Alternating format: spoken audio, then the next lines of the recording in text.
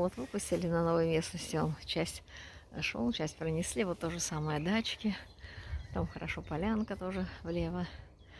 У кого дачки, здесь тоже, смотрите, везде вот так лесной массив окружает все дачи. Вот, заканчивается. Ну и вот так. Барсик, пошли. Пойдем, он сейчас побежит за нами. Ань, пошли, идем вперед.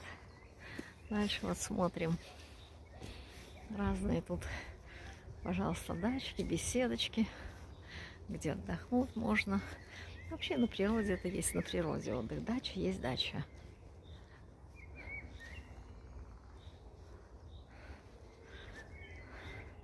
Поэтому кто в городской черте, есть смысл дачи, чтобы на лето все-таки, особенно дети у кого, да и самим тоже поближе к природе перебраться.